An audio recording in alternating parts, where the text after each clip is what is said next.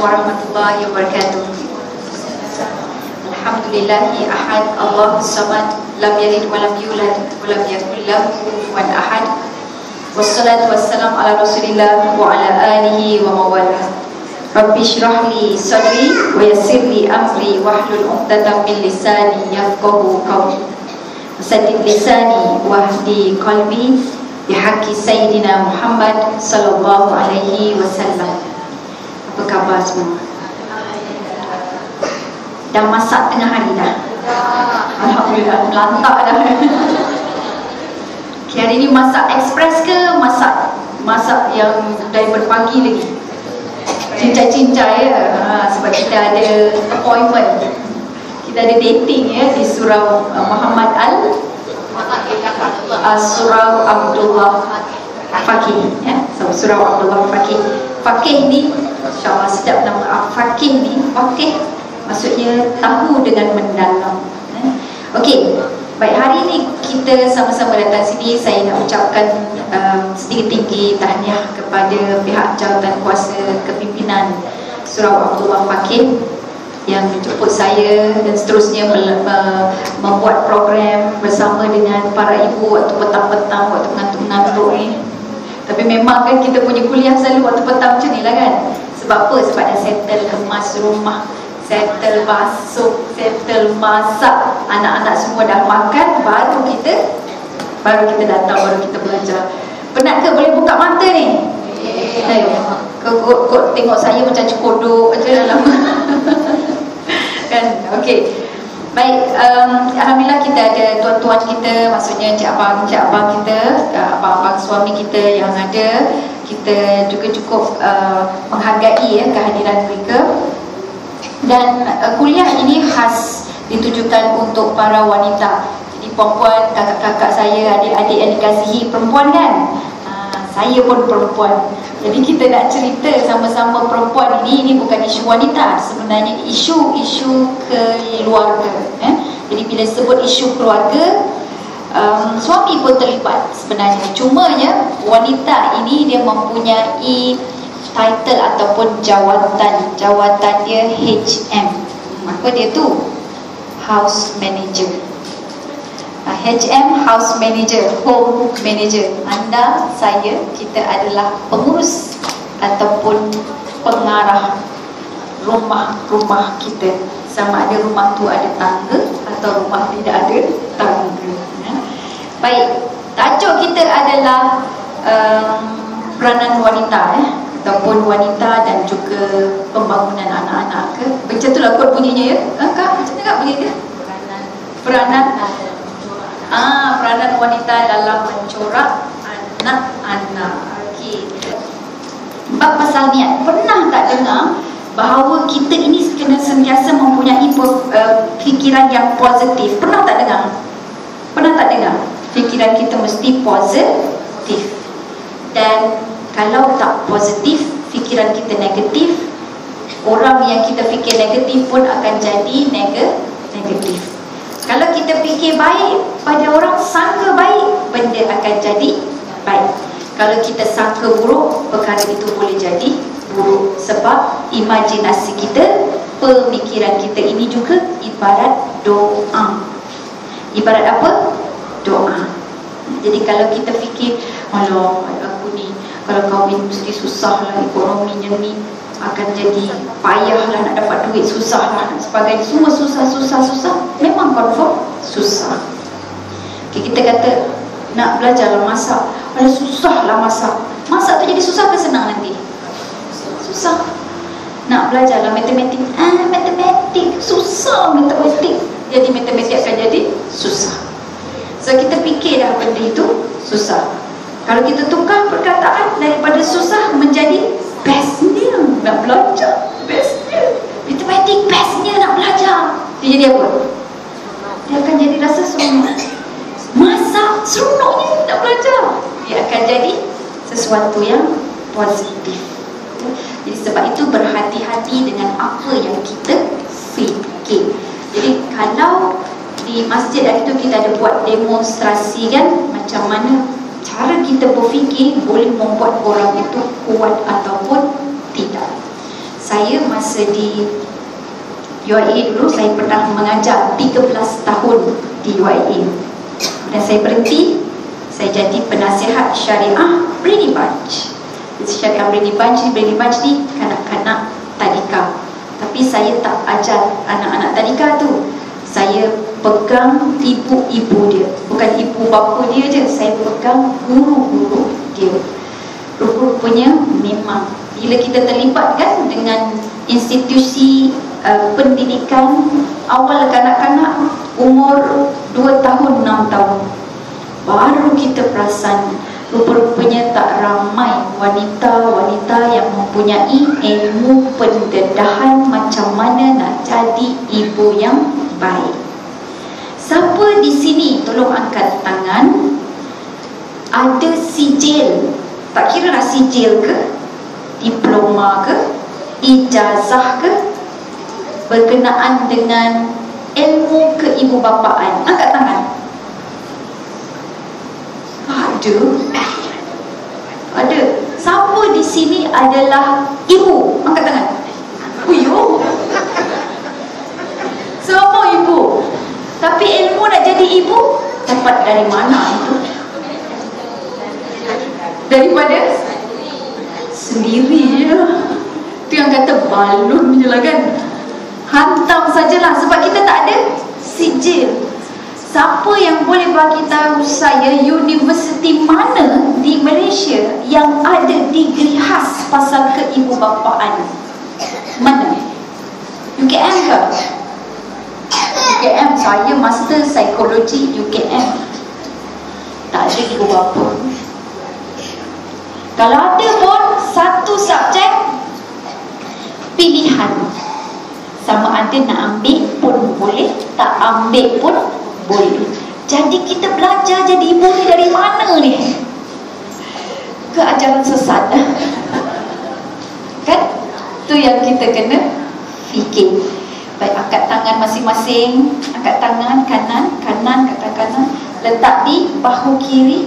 Sebut, Alhamdulillah hari ini datang ke Surau Al-Faqih. Surau Abdullah Faqih, Surau Haji Abdullah Faqih. So macam ni, Alhamdulillah datang hari ini belajar keibubapaan. 1, 2, 3, sebut. Alhamdulillah hari ini datang belajar keibubapaan. Baik, tahniah. Sebab apa? Sebab memang ilmu ni kita tak boleh beli. Yang ni memang tak ada. Saya tuan-tuan puan, saya belajar ilmu keibubapaan ni masa saya berada pada tahun 1992.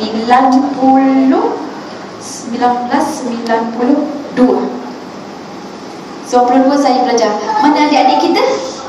Mana adik-adik kita? Adik-adik lahir tahun berapa ni? Tahun 92. Ada siapa-siapa yang lahir tahun 92? Lahir Allah dah besar dah anakku. 92, acik belajar masa tu. Tahu kursus ini ada kursus keibubapaan. Masa tu acik tahun 1 di UIA. Ngaji kat UIA juga. Dia mengaji kat UIA tahun 1 di situ. Cumanya tidak dalam universiti. Tak ada kat universiti. Acik kena keluar. Tiba-tiba jadi acik lah pula kan. Acik kena keluar setiap hari Sabtu, seminggu sekali. Tempoh dalam masa 3 bulan belajar. Keluar naik bas mini 12 daripada PJ pergi ke Bukit Damansara. Ada 2 bas, 1 teksi. Saya pergi sendiri tuan. Saya pergi sendiri. Dan kursus tersebut tak berapa nak faham sebab kursus tu bahasa Inggeris. Tapi pergi je lah sebab saya kata ini yang saya, bukannya saya nak kahwin sangat, tak ada lah. Tapi saya duduk fikir mak dengan ayah tengok payah nak besarkan adik-adik, besarkan kita. Jadi lepas tu saya tengok kawan-kawan saya, adik-beradik dia bermasalah. Jadi saya kata benda ni mesti ada ilmu kan, takkan kita dah nak tengok orang bermasalah, orang bergaduh keluarga kan. Jadi saya kata saya mesti nak cari. Memang saya pergi kursus itu dalam bahasa Inggeris. Ada sikit faham, ada sedikit tak faham, tapi banyak yang tak faham. Datanglah juga dia ajar kita daripada awal masa mengandung lagi. Saya kata bila saya dah mengandung, saya tak kahwin lagi masa tu kan. ikut saja, ikut aja. Dan guru yang mengajar saya tu pun sudah arwah. Dia orang daripada British, daripada UK. Dia masuk Islam dan dia buat modul dia pun kurang sedikit Islamik, tapi dia ajar jugalah atas dasar kepentingan pasal ikat ibu bapaan ni. Jadi nak buat kesimpulan, ilmu pasal keibubapaan ni memang payah nak dapat. Ilmu nak jadi ibu, ilmu nak jadi mak, ilmu nak jadi ayah. Masing-masing bila time dah tiba, kita pun kahwin, lepas tu kita rasa kita pun boleh dah jadi mak, kan? Padahal bila saya tengok ada 12 kelayakan ibu bapa, antara 12 kelayakan ibu bapa, nombor 1, dia mestilah mempunyai azam yang tinggi, semangat yang tinggi. Contohnya saya bagi tahu, sekarang ni tengah dalam TV Al-Hijrah, setiap hari Selasa dan hari Khamis saya kupas berkenaan dengan kelayakan ibu bapa ni, dia layak ataupun tidak. Antara lagi adalah ibu bapa perlu mempunyai sifat keanak-anakan. Kita kalau mak bersikap macam budak-budak, kita tu mak ni buang tepian, dia kena ada sifat keanak-anakan. Antara lagi sifat yang diperlukan oleh ibu bapa ini adalah apa? Dia perlu mempunyai matlamat yang jelas. Matlamat dia, kahwin ni pasal apa? Bila dah kahwin, ada anak, kenapa nak ada anak? Jadi dua ni benda pasal matlamat, ada 12 lah, tapi saya sebut 3 je. Matlamat ini yang saya nak sebut. Kenapa kita mempunyai anak? Kenapa nak ada anak? Rata-rata lah kalau kita tanya apa jawapan dia, kenapa puan nak ada anak ni? Kalau tak ada anak, berusaha nak dapat anak ni. Ya, apakah tujuan dan matlamat nak dapat anak? Sambung keturunan lah. Wah, keturunan kita habis tu untuk apa pula? Sambung keturunan, bagus sangat keturunan kita. Keturunan Said Syarif kita ke? Syarif kemuliaan kita ke? Tak juga kan? Lepas kalau sambung keturunan, habis tu nak jadi apa? Kan? Rupa-rupanya Allah bantu kita sudah. Perempuan yang dikasihi, bila kita berkahwin, kahwin ni dia adalah gagasan institusi yang dibentuk oleh Allah. Sebab tu kalau nak kahwin, dia ada syarat-syarat dia. Betul tak? Ada akad nikah, ijab dan qabul. Ijab, qabul. Boleh terus terkam je? Tak boleh lah. Dia ada ijab dan qabul. Selain daripada tu ada saksi dia pula. Selain daripada dia tu mesti ada mempelainya pula, lelaki dan perempuan. Jadi lepas tu ada apa kena bayar? Mahar lah pula tu, kan? Jadi semuanya ditentukan oleh Islam. Dan tahulah kita bahawa berkahwin ini, walaupun memang kita cinta sesama cinta kan, tetapi Islam tidak meletakkan cinta sesama cinta itu sebagai syarat untuk berkahwin. Syarat yang utama, anda mestilah matang dan balik.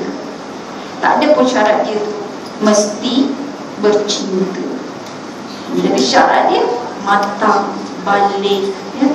Dia tidak dalam keadaan kata lain dipaksa sebagai contoh, ya? Jadi adalah beberapa kriteria untuk berkahwin. Mampu untuk memberi nafkah, dia matang daripada sudut ilmu, matang daripada sudut sihat, matang daripada sudut untuk memberi nafkah zahir dan batin, ya? Dan sebagainya. Baik, oleh kerana perkahwinan ini satu institusi yang diwahyukan oleh Allah Subhanahu wa Ta'ala, nak bercerai pun kena ada peraturan dan syarat dia. Tak boleh nak talak isteri sewenang-wenangnya. Ada 10 talak, 10 kita bagi. Tak ada punya Maksudnya dalam Islam ada 3 sahaja pula talak. Dan talak itu membantu seseorang untuk mengenal tahap kekuatan bagaimana dia mengawal emosi dia. Jadi kalau tak ada talak ni, tak ada had, setiap masa lah kena talak. Yang macam orang jahiliah dulu, dia saja je talak, lepas tu dah habis dah waktu dia rujuk balik, lepas tu dia talak balik. Lepas tu dah habis masa dia punya iddah, dia rujuk balik, lepas tu dia talak balik. Sebab apa? Sebab dia saja je nak menyeksa. Itu dia punya niat-niat dendam. Tapi Islam datang, Islam betulkan balik. Baik, hadirat yang dikasihi, apabila kita berkahwin, Allah bantu kita dengan supaya kita tahu matlamat berkahwin, matlamat mempunyai anak. Dalam surah Al-Furqan ayat 74, qala ta'ala fil Qur'anil azim, walladzina yaquluna rabbana hablana min azwajina wa dzurriyyatina qurrata a'yun waja'alna lil muttaqina imama, dan jadikanlah kami pemimpin kepada orang-orang yang bertakwa. Walladzina yaqulun rabbana hablana, dan orang-orang yang menyatakan rabbana, wahai Tuhan kami, hablana, anugerahkan kepada kami, min azwajina, dari pasangan-pasangan kami. Yang ni untuk yang belum berkahwin, dia kena daripada awal lagi fikir nak dapat pasangan ni macam mana. Wa min zurriyatina, dan bagi siapa yang berkahwin nak dapat anak, apa tujuan dia pula? Qurrata a'yun, nombor 1, penyejuk mata. Wa ja'alna, dan jadikanlah kami semua lil muttaqin, bagi orang-orang yang bertakwa, imama, pemimpin. Kat situ ada 2 benda yang Allah nyatakan. Bila kita berkahwin, Allah ajar kita doa. Doa ni minta lagi pada Allah. Puan-puan hadirat yang dikasihi, kalau jumpa ayat Al-Quran dalam bentuk doa, bermaksud itu adalah firman Allah, arahan Allah yang memerlukan usaha kita. Kalau ayat firman Allah itu dalam bentuk doa, doa maksudnya kena ikut dan usaha. Kita usaha, kita dapat. Kita tak usaha, kita tak dapat. Ya? Kalau contohnya doa untuk solat pun ada juga. Rabbi ja'alni muqimas salati wa min zurriyati rabbana wa taqabbal du'a. Ini doa Nabi Ibrahim. Nabi-nabi kan, dia tak fikir pun pasal duit yang banyak, harta yang banyak, isteri-isteri yang cantik, kan, rumah yang luas, jiran tetangga yang cantik kan, tak ada. Yang dia fikir adalah solat. Rabbi ja'alni muqimas salati, ya Allah, jadikan kami semua muqimas salati. Yang kalau kita kata muqimah tu, dia membangunkan solat, ya, bukan saja mengerjakan solat. Muqimah ni dia qamah tu dia kena paksa bangun. Muqimas salati wa min zuriyati, begitu juga anak-anakku. Rabbana, wahai Tuhan kami, wa taqabbal doa, tolonglah makbulkan doa ini. Dia minta satu je, ya Allah, jadikan kami ini konsisten dalam solat. Solat tu tidak tinggal. Tu doa Nabi Ibrahim. Ibu-ibu ambil doa tu, solat kita waktu sujud yang terakhir, baca. Sama-sama baca boleh? Rabbi ja'alni muqimas salati wa min zurriyati Rabbana wa taqabbal du'a. Ayat ni kan kalau faham kan lain. Yang pertama kita sebut apa? Ini dalam firman Allah, Rabbi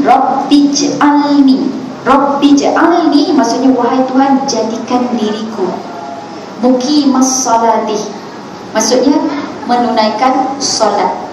Tapi dekat akhir tu, Rabbana, Rabbana, wahai Tuhan kami, wa taqabbal doa, perkenankanlah doa kami. Mula-mula satu, lepas tu jadi ramai.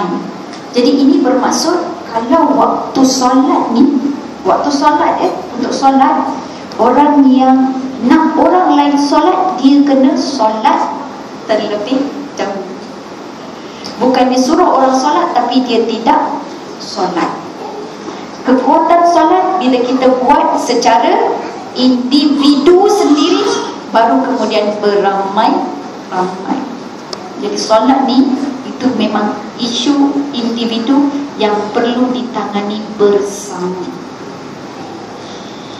Baik, Allah ajar kita bila mempunyai keluarga, nombor satu kena jelas matlamat. Apa matlamat dia? Dua. Dalam ayat tadi, dua. Ayat dia apa? Rabbana hablana min azwajina wa dhurriyyatina qurrata a'yun waj'alna lil muttaqina imama. Ada dua. Nombor satu, kita minta Allah jadikan pasangan kita dan juga anak-anak kita qurrata a'yun, penyejuk mata hati kita. Kemudian yang seterusnya, Rabbana Rabbi bukan betul tadi yang kedua, waja'alna lil muttaqina imama, dan jadikan kami semua ini pula untuk orang-orang yang bertakwa pemimpin. Jadi yang kedua adalah menjadi pemimpin bagi orang-orang yang bertakwa. Nombor satu, penyejuk mata hati. Yang kedua adalah menjadi orang yang bertakwa. Kenapa nak jadi orang bertakwa? Sebab Allah berfirman, inna akramakum indallahi atqakum. Sesungguhnya orang yang paling mulia di sisi Allah adalah orang yang paling tinggi takwanya. Mahwa takwa. Apa itu takwa? At-taqwa huwa imtisalul awamir wajtinabun nawahi. Imtisalul awamir, kena ikut saya ni, tahu ya? Ini dalam bahasa Arab. Mahwa takwa? Imtisalul awamir wajtinabun nawahi. Maksud dia takwa ini imtisalul awamir, mengerjakan apa yang Allah suruh. Wajtinabun nawahi, menjauhi segala larangan. Mudah je kan?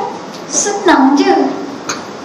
Tapi belum tentu kita boleh buat.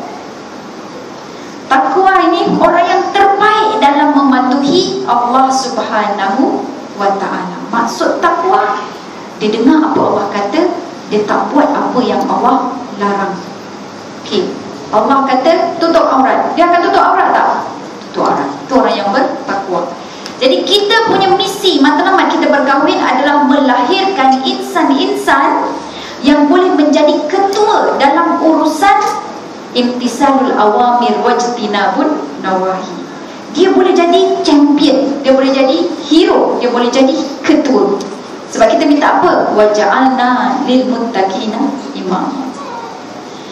Kalau yang qurrata a'yun, tadi yang pertama penyejuk mata, yang kedua menjadi pemimpin bagi orang yang bertakwa. Penyejuk mata ni agak-agaklah, rasa-rasa kita ada berapa kat sini dalam ni? Ada 100? Lebih kurang lah, letak 100 ya. Kalau saya tanya seorang-seorang,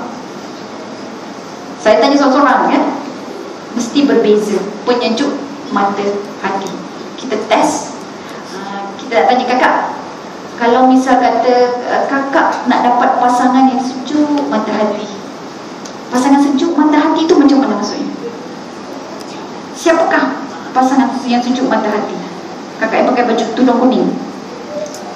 Okey, suami yang sejuk mata hati macam mana lah dia, gaya dia?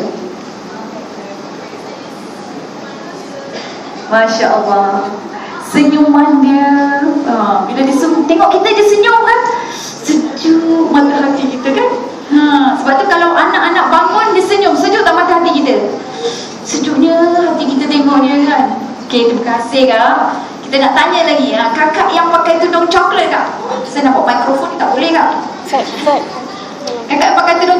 depan tu macam kelabu-kelabu je. Dia macam ada saya juga ni, awak lah kata kakak sebelah tu. Kak, sejuk mata hati anak. Macam mana anak kalau jadi sejuk kita tengok? Yang solat tepat waktunya. Lain pula, satu senyum, satu solat tepat waktunya. Tertanya seorang lagi yang lain sikit, kakak pakai tudung kuning tak? Kuning-kuning. Ini tu kuning emas. Kakak pakai tudung kuning tak? Agaknya sejuk lah mata hati akak. Pokok lah menantu. Kak dah dapat menantu dah? Belum lagi. Akan dapat menantu tak kak? Akan ada menantu tak? InsyaAllah. Menantu pilihan anda yang sejuk matanya. Agaknya kak, menantu yang macam mana? Yang menjaga solatnya. Masya Allah. Kan kita pun macam tu lah. I tak pilih apa-apa. I tengok kalau you solat 5 waktu, insya Allah you adalah suami I yang soleh. Okay, terima kasih kak. Nak cari seorang lagi. Kakak yang dekat belakang tu, dekat dengan dinding kak. Kan nampak saya kat nombor 2 ni kak? Yang besar dekat dinding. Ya kak. Okay, siapakah dia? Atau apakah ciri-ciri pasangan atau anak yang sejuk mata kak? Silakan. Macam mana dia jadi sejuk mata kita? Anak soleh. Okey. Ini semua skema jawapan. Ini jawapan surau. Okey. Perempuan yang dikasihi, saya tanya dengan mak saya. Balik kampung saya tanya mak saya. Tengah dia masak kan. Saya pun sibuk tanya, ibu-ibu, anak yang sejuk hati ibu lah kan, macam mana tu? Tahu tak mak saya cakap apa? Anak yang pandai masak lah. Saya jumpa ayah saya kata, ayah, anak yang sejuk pada mata ayah, anak yang macam mana ya? Apa ayah saya kata? Yang picit kaki ayah tanpa disuruh. Saya tanya suami saya, bang, yang sejuk pada mata abang apa? Yang bila abang cakap sekali, dia terus buat. Perempuan, kau tanya saya yang sejuk mata hati saya macam mana? Saya punya taste tinggi. Anak-anak suami yang sejuk ni, tak payah dia cakap, dia tahu. Kita nak air, dia dah bagi air. Macam dalam syurga lah pula. Itu taste saya. Jadi memang kalau tanya 100 orang pasal yang sejuk mata ni, dia jadi 100 makna. Ada 100 jawapan pasal sejuk mata hati.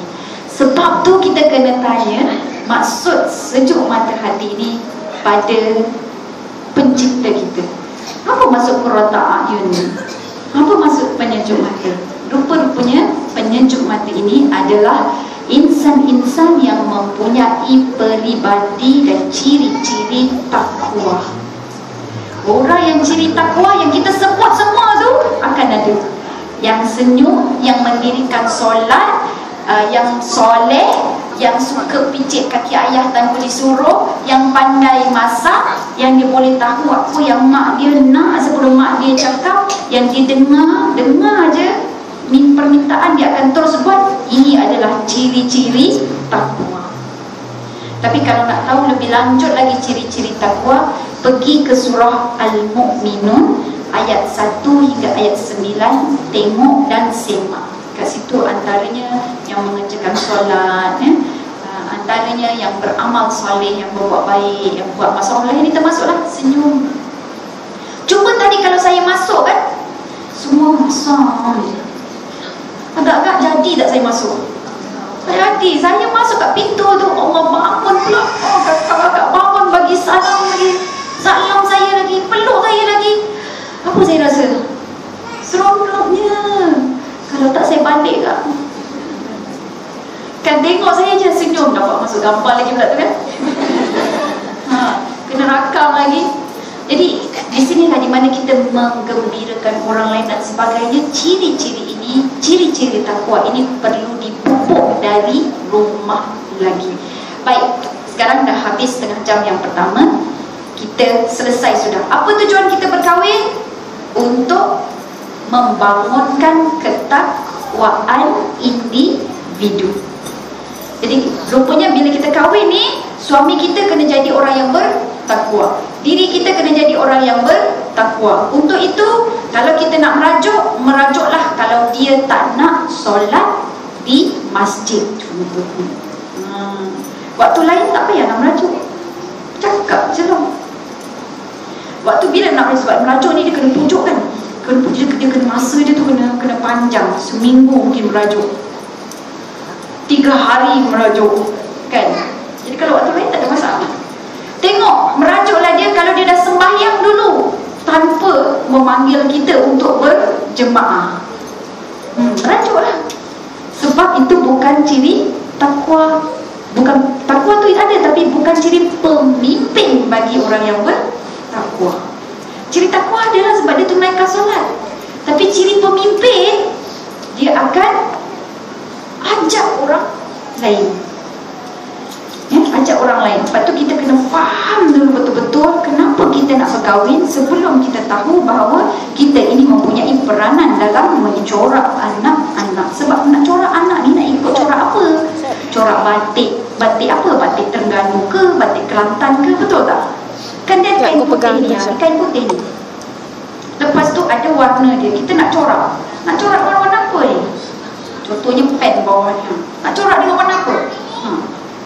Betul tak? Kena main corak-coring. Sebab tu dia mesti ada matlamat dulu. Kain putih ini kita akan corak, tuan-tuan dan puan-puan sekalian, nampak warna putih ni dengan batik Haji Abdullah Fakih. Baru kita tahu kelab ni semua punya corak rupanya.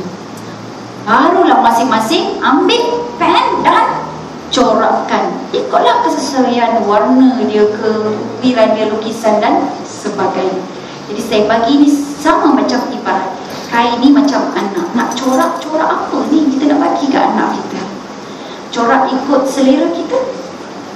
Ikut selera kita kadang pun selalu clash dengan mertua, dengan mak kita. Apa kau ni ajar anak-anak macam ni? Dia kata gitu kan. Patut ajarlah begini. Sudah dah. Mak ini anak saya, mak. Sikit-sikit jangan. Nak mari sini kesian cucu nenek. Sudah dah kan. Nenek ni macam tu lah pula kan. Jadi kita bergaduh kerana apa? Kerana sebab tak tahu nak corak apa pada anak ni. Jadi kalau kita sudah tahu, corak yang perlu kita buat adalah takwa. Jelas. Saya nak jadikan dia anak yang takwa, mak. Jadi kalau takwa, nanti takwa ni luas sangat lah Ustazah. Memang luas. Seluas langit dan bumi. Maksud dia anak kita boleh jadi apa-apa je tuan-tuan puan-puan. Yang penting dia bertakwa. Nak jadi chef bertakwa. Nak jadi doktor yang bertakwa. Nak jadi peguam yang bertakwa. Jadi driver, pemandu yang bertakwa. Nak jadi cleaner yang bertakwa. Ingat cleaner tu, kalau tak ada cleaner apa jadi? Kan? Masya Allah. Dan cleaner ini orang yang sangat dekat dengan iman. Sebab dia membersihkan, menggosok, polish, mengilatkan lagi dan sebagainya. Tandas. Kalau tak ada orang nak jadi cleaner, habis. Kan? Kita ni pun cleaner, betul tak? Setiap bulan kita membersihkan diri kita daripada hadas. Cleaner kita. Kat rumah hari-hari kita bersihkan. Alamak, berabuk pula, ada sawang pula surau kita ni. Jom minggu ni kita buat gotong royong, cleaner juga. Tak ada, sini tak ada sahaja. Jangan risaukan, bersih sini surau ya. Jadi situlah cleaning, membersih dan sebagainya adalah kerja-kerja takwa tuan-tuan puan-puan. Anak kita mungkin tak hebat mana, dia kerja sebagai apa, kita kata jaga tol je. Boleh bayang tak orang jaga tol bertakwa dengan orang jaga tol tak bertakwa? Boleh bayang tak? Orang jaga tol yang bertakwa, kalaupun dia perempuan, bila dia tengok orang selalu ulur duit kadang-kadang ada kesempatan tu dia pergi apa ulur. Pernah saya dekat belakang kan, jadi orang tu ulur duit, dia main tarik-tarik apa duit nak, tapi macam mana tu kita horn daripada belakang. Ada ni yang nakal ni, noti-noti tu kan, saja dia. Tapi kalau orang yang bertakwa, dia buat apa? Pakai sarung tangan. Orang yang bertakwa dia proaktif. Sentiasa proaktif. Jadi dia tahu kasut dia ni, kalau dia letak tengah-tengah pintu kasut dia ni, orang akan jatuh. Jadi kena letak kat mana kasut ni? Tempat kasut. Bukanlah tempat kasut kosong, tempat yang tak ada sepatutnya kasut pula penuh. Itu ciri takwa. Tapi yang ada ciri takwa ni Jepun, puan-puan. Jom kita pergi Jepun. Jepun, bila kita masuk rumah dia lah, kalau pun kita tak susun kasut kita, apa dia buat? Dia yang susunkan. Lepas tu dia susun menghadap mana pula tu? Menghadap kita nak keluar tu, elok-elok je kita sarung. Kalau kita masuk kan, contoh, ini pintu ni kita masuk, ini kasut kita lah, ni kasut bahagian depan, di bahagian belakang kita pakai tek. Masuk di pintu, kita pun letak tinggal aja. Hujung kasut menghadap dalam masuk rumah. Orang Jepun, dia akan susun balik, terbalik. Ayo kan? Susun balik. Jadi bila orang nak keluar, sarung aja, senang. Yassir wala tu'assir. Permudahkan, jangan sukarkan. Itu dah dalam Islam. Cuma kita ni tak tahu macam mana nak kan? Dan benda-benda ini perlu dipupuk daripada rumah lagi. Soal kebersihan, soal garam dan sebagainya. Macam saya ni bila terlibat dengan tadika, baru saya tahu kita punya budaya ni, budaya orang-orang Malaysia, orang Melayu suka menyakap. Habis budak-budak disakatnya, selagi budak tu tak menangis, tak lepas. Bila budak tu menangis, dia jadi budak tu takutlah. Bila tanya pada cikgu, kenapa awak buat macam ini? Cikgu kata apa? Kita nak gurau-gurau aja, Ustazah. Gurau-gurau. Tuan-tuan, puan-puan, buli asalnya pun macam tu, gurau saja. Tapi bila tidak dibendung, tu yang dia boleh jadi mengganas. Buli ni pada dia kalau degree rendah, sakat tu buli dah tu. Sakat tu buli. Budak nak pergi ke sana, dihalang. Nak ikut cabut. Takutlah budak tu kan. Siapa yang pernah kena sakat dulu kecil-kecil kat tangan? Siapa yang pernah kena sakat dulu? Pernah Saya pernah. Pakcik saya garang sangat. Dia cakap, apa ni, main nangis ni? Aku dah senyum. Jadi semenjak itu, bila dia ada, saya ingat lagi saya umur 4 tahun ke bawah lah. Kalau dia ada, saya tengah makan roti. Sekali dia datang masuk ke dapur, tak jadi makan, tak tertelan. Renung aja roti tu pun tenung saya pun tenung aja roti tu. Dia jadi batu, tak bergerak. Sebab apa? Sebab kita takut dan tak ada rasa percaya. Rasa dah bab-bab sakat ni. Itu satu, jadi budaya. Lepas tu anak-anak kita ni, dia macam tak apalah, sikit lah macam tu ya. Jadi dia tidak ada rasa nak bagi hormat, ucap terima kasih pun payah, nak bagi salam jawab salam pun payah, nak minta maaf pun payah. Sebab tak biasa pun cakap terima kasih dalam keluarga kita kan. Saya tak cakap orang lain, saya cakap diri saya je. Keluarga saya terus terang perempuan, tak biasa cakap terima kasih. Bila kita buat sesuatu ni, dah habis dah tu, tinggal. Tak ada pun cakap terima kasih. Bila saya kahwin, saya dapat suami, keluarga mertua saya perempuan, orang yang sentiasa berterima kasih. Bila saya bagi mak, Allah terima kasih lah nak.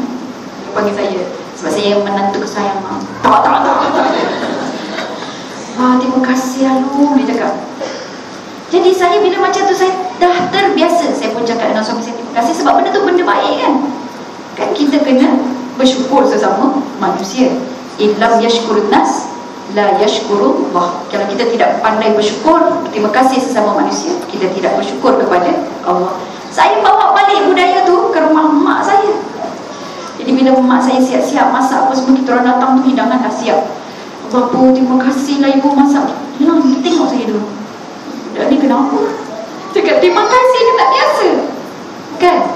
kita kena adakan budaya macam tu. Sekarang anak saya ambilkan slipper, susunkan kasut. Saya punya pembantu rumah, alhamdulillah, dan bila saya balik je masak, ya Allah Bi, terima kasih sangat Bi, tolong masak Bi. Iyalah ibu, macam tu kan. Jadi dia pun terima kasih. Dia pun bila kita belikan barang pun terima kasih. Jadi semua terima kasih. Mak saya sekarang pun alhamdulillah dah berterima kasih. Adik-beradik kita pun cakap terima kasih. Mula-mula tu pelik, skema di dalam kelas ni, rasa macam tu ya. Jadi kita kena wujudkan. Kadang-kadang kita cakap contohlah senang. Telefon mak mana? Mak punya telefon. Carikan telefon mak je. 3-4 orang anak-anak kita kat rumah tu, dia pun pergi cari mana telefon. Dah dapat dah, kita bagi nama.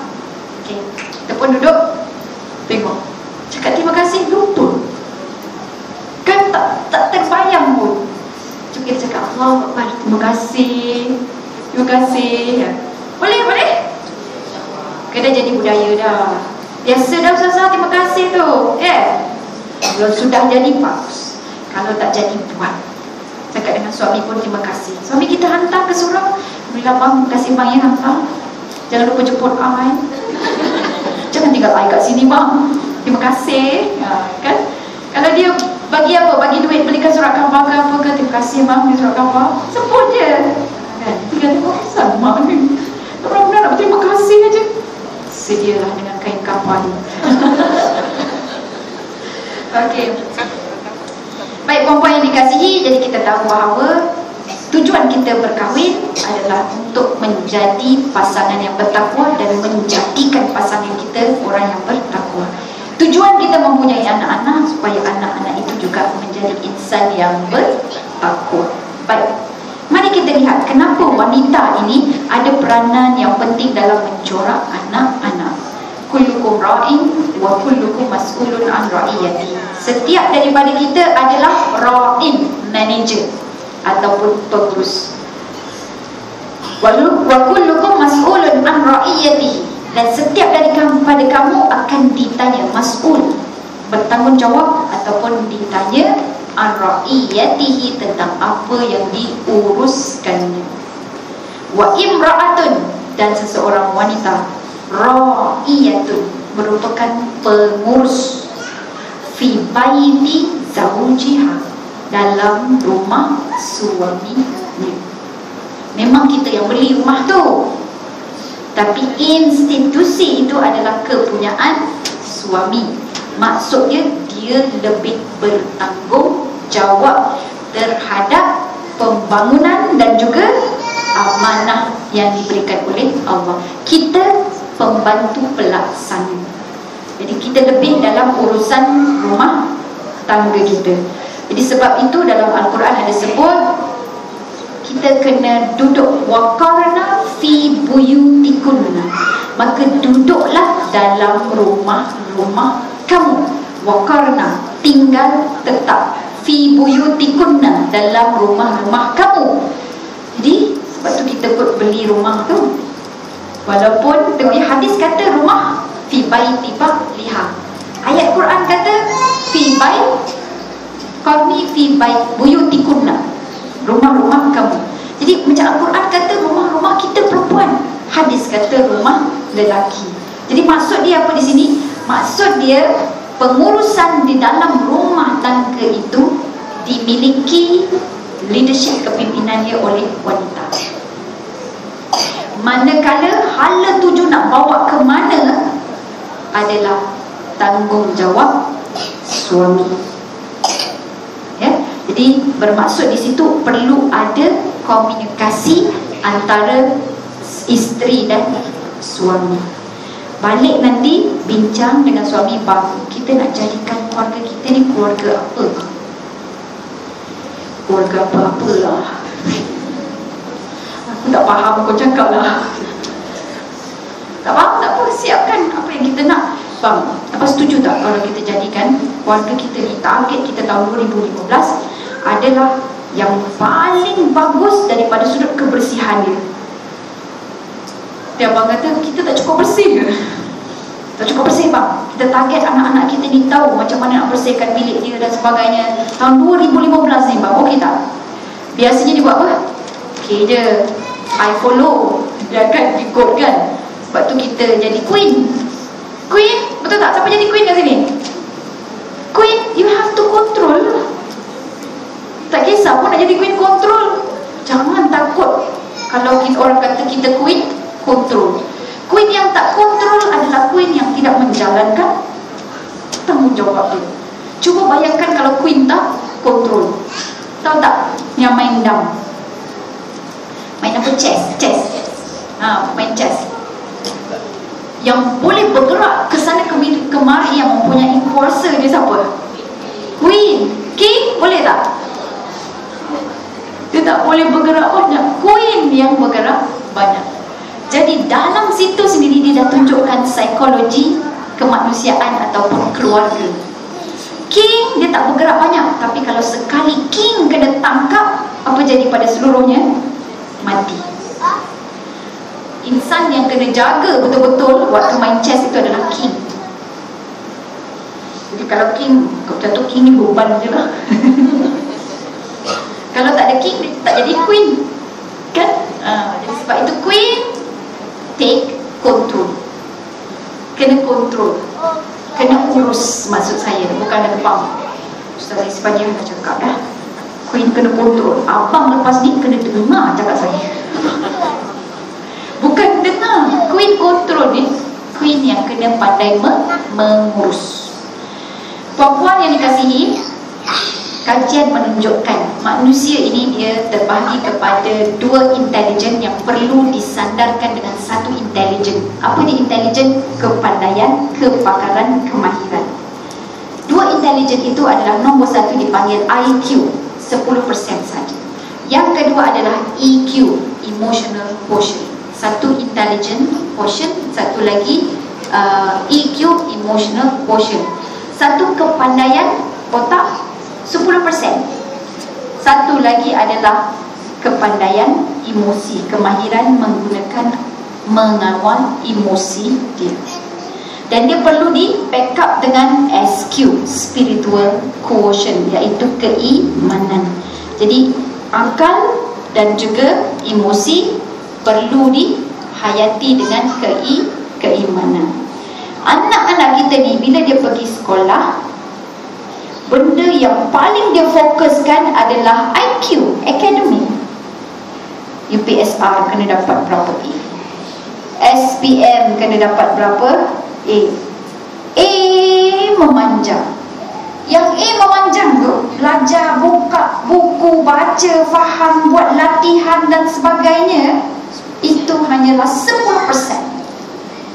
90% lagi terbahagi kepada 4. Nombor 1, mengenali atau tahu apa yang dia rasa. Yang kedua, dia boleh urus rasa dia. Contohnya, dia tahu rasa marah. Aku sedang marah lah. Dia sedar, ini dia marah. Yang kedua, dia boleh mengurus perasaan marah dia. Bukan dia ikut marah.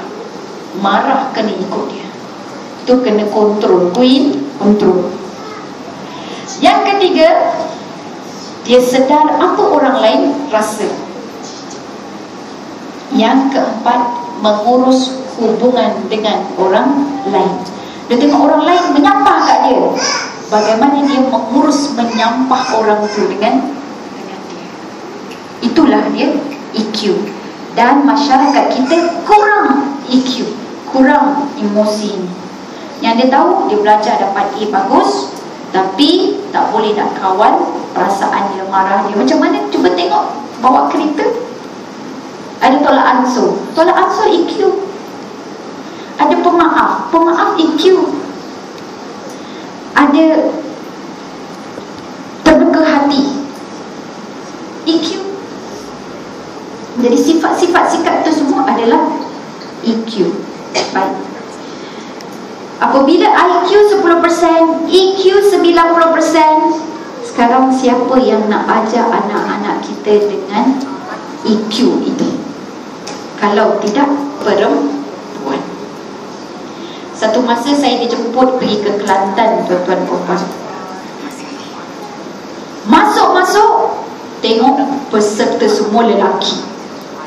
Dia orang bagi tahu saya, dia kata pegawai-pegawai. Jadi saya ingatkan, okeylah pegawai yang datang ini adalah perempuan. Rupanya perempuan cuma 5-6 orang je. Yang lain semua lelaki. Maka kita buka topik lelaki. Saya pun cakap, tuan-tuan, saya tanya dia, tuan-tuan semua agak-agaklah antara lelaki dengan perempuan, siapa yang kuat IQ dia tuan? Agak-agak dia jawab apa kan? Lelaki. Dia akan jawab lelaki. Saya kata okey, kita pergi pula tengok EQ, emosi. Siapa yang lebih kuat dengan emosi dia? Lelaki ke perempuan tuan-tuan? Kuat jaga emosi dia? Kata lelaki. Lelaki tu kata semua dia kuat lah. Serba kuat dia. Dia kata kekuatan perasaan pun dia kuat. Perempuan lemah perasaan, emosi perempuan lemah. Jadi saya pun kata macam inilah, boleh tak kita sama-sama letak tepi syariat? Kita letak tepi syariat Allah Subhanahu Wa Taala, kita fikir pasal perasaan. Tuan-tuan, siapa yang ada isteri? Ramai yang kat tangan tu. Punya dah ramai kahwin lah. Cuba bayangkan tuan-tuan, kalau syariat mengizinkan isteri-isteri tuan-tuan boleh berkahwin dengan satu lagi suami, apa perasaan tuan-tuan? Apa dia kata? Oh, tak boleh. Jujur. Tak boleh, dia kata. Jadi cuba bayangkan ya, cakap saya tambah lagi cuba bayangkan isteri tuan kata, minta maaf lah bang, malam ni saya tak boleh jumpa abang, saya kena pergi ke rumah suami yang kedua. Jumpa dengan suami yang kedua dah, lepas tu esoknya bang, kita jumpa lagi minggu depan ya, sebab malam ni saya akan ke rumah suami yang ketiga. Bang, pergi semayang suami yang ketiga, untuk esoknya bang, saya nak pergi ke rumah suami yang keempat. Lepas tu barulah jumpa semula dengan suami yang pertama. Apa rasa katnya suami yang nombor satu ni, dengan penantian isteri dia dah pergi daripada satu rumah ke satu rumah. Lepas tu jumpa lagi. Memang tak boleh. Boleh ke tak boleh agaknya? Ke tak pernah terfikir korang ni? Pernah terfikir Jadi saya cakap dengan dia, tuan-tuan, apa yang tuan-tuan rasa, itulah yang kita perempuan, kaum perempuan rasa. Sampai ke tahap kalau suami tu balik tu kan, kita tahulah dah ada madu kita kan, salam tu kita pun nak salam, nak cium tangan ni, tadi madu kita salam kat sini ke tak? Kita nak pegang tangan dia ini, tadi madu kita ni pegang tangan kat sini ke tak? Isteri nombor 2 pegang kat mana lah pula? Kalau kita nak cium pipi dia pun kita cakap, pipi dia ni ke dia, kita cium kat sini lah kan?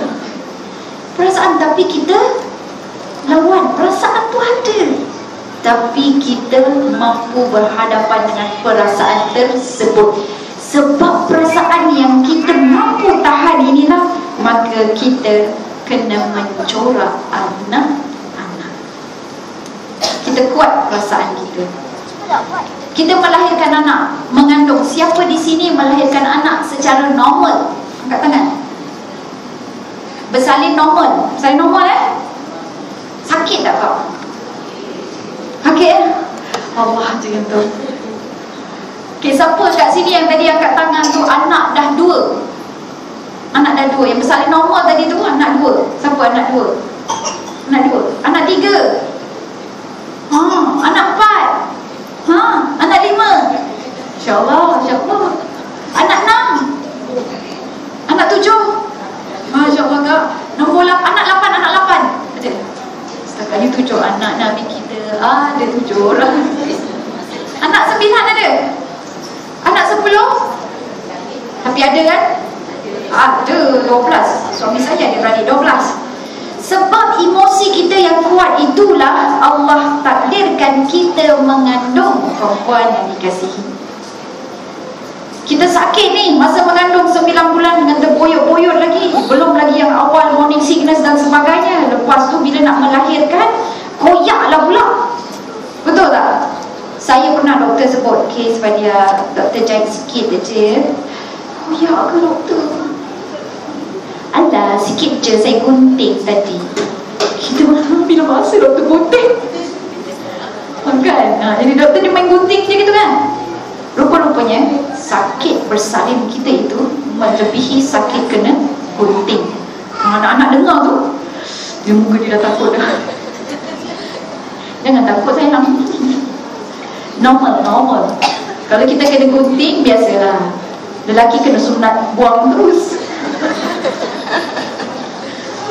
Kan? Dia orang punya lagi kena buang.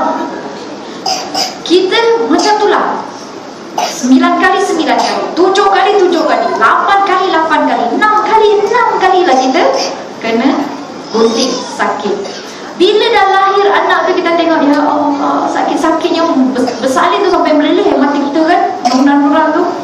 Bila dah keluar tu, kita sayang dia, kita besarkan dia, lepas tu nak lagi lah anak. Nak. Sebab apa? Kekuatan emosi tersebut. Jadi emosi yang kuat ini, dia yang saya katakan 4 tadi. Bagaimana dia memahami diri dia, dia mengurus diri dia, dia memahami orang lain, dan dia mengurus orang lain. Inilah dia kekuatan kaum wanita. Okey.